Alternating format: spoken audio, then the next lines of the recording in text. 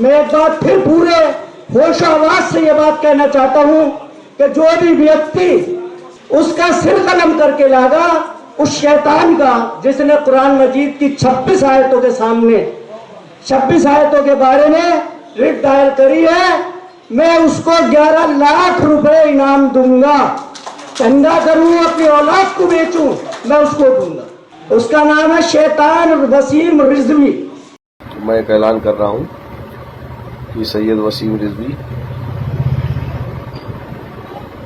से हमारा कोई ताल्लुक नहीं है। मैं उनका भाई हूँ छोटा, न मेरी माँ का है, न मेरे भाई का है, न मेरी बहन का, किसी का कोई ताल्लुक नहीं है उनसे। तो पागल हो गए, मजनून हो गए हैं। यूपी के मुरादाबाद में एक कार्यक्रम के दौरान मुरादाबाद बार एसोसिएशन के पूर्व अध्यक्ष और कांग्रेस नेता अमीरुल हसन जाफरी का विवादित बयान सामने आया है। कार्यक्रम के दौरान कांग्रेस नेता अमीरुल हसन ने वसीम रिजवी का सिर काट कर लाने वाले को 11 लाख रुपए देने का ऐलान किया है।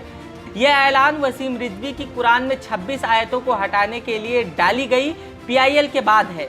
अमीरुल हसन जाफरी ने कहा कि वो वसीम रिजवी के सिर काट कर लाने वाले को 11 लाख रुपए का इनाम देंगे, चाहे इसके लिए उन्हें खुद को ही बेचना पड़े।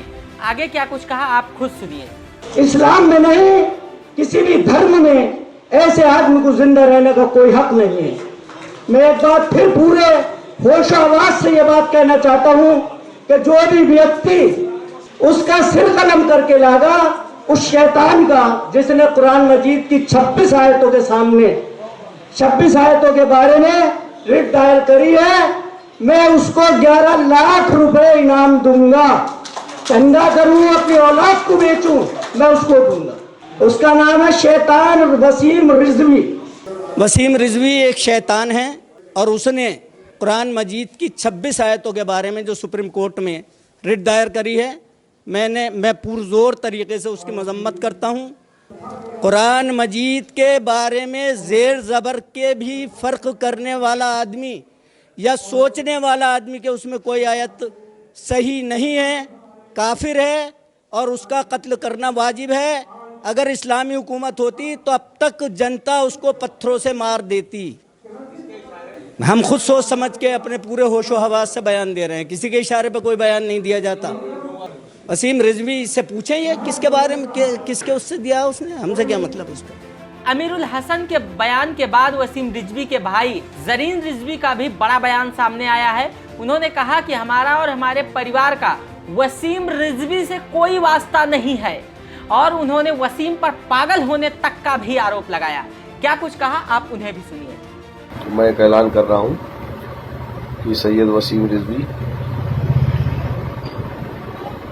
से हमारा कोई ताल्लुक नहीं है। मैं उनका भाई हूँ छोटा, न मेरी माँ का है, न मेरे भाई का है, न मेरी बहन का, किसी का कोई ताल्लुक नहीं है उनसे।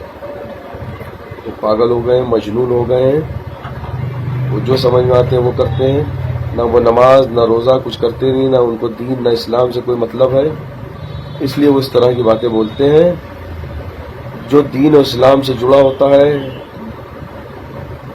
उसके दिल में खौफ होता है, वो इस तरह की बातें बोल ही नहीं सकता। वो किसी के इशारों पे ये सब बातें बोल रहे हैं। कौन उनसे कहला रहा है, कौन पॉलिटिक्स कर रहा है, ये मैं इसमें नहीं पढ़ना चाहता। लेकिन बहरहाल मेरा उनसे ताल्लुकात 3 साल से कुछ नहीं है और मैं अपने घर में रहता हूँ। यहाँ से उनसे कोई ताल्लुक नहीं है। कश्मीरी मोहल्ले से उनका कोई ताल्लुक नहीं है, ना वो कश्मीरी मोहल्ले में आते हैं। कोई भी महल्ले वाला ये गवाही दे दे, खड़ा होकर कह दे कि वसीम रिजवी मेरे घर आते हैं या वसीम रिजवी कश्मीर मोहल्ले आते हैं। मेरा कोई ताल्लुक नहीं है, न मैं वसीम रिजवी से कोई ताल्लुक रखना चाहता हूँ, न मैं, न मेरी माँ, न मेरा भाई, न मेरी बहन कोई ताल्लुकात रखना नहीं चाहता उनसे। हम लोगों ने सारा ताल्लुकात उनसे ख़त्म कर दिया। इतना बड़ा गुनाह है कबीरा उसको कहा जाए, उन्हीं ने अल्फाज बोले हैं। बहरहाल कुरान की हिफाजत तो अल्लाह करेगा, ये बेशक है। उसने कहा है इसका कुछ नहीं होगा, आप बेफिक्र रहिए। उसमें से ना एक नुक्ता हटेगा, ना एक ज़बर हटेगा, ना ज़ेर हटेगा। बहरहाल कुरान पे हमले बहुत हुए हैं, पहले भी हुए हैं और आगे भी होंगे, लेकिन उसकी हिफाजत अल्लाह करता रहेगा। आमीन।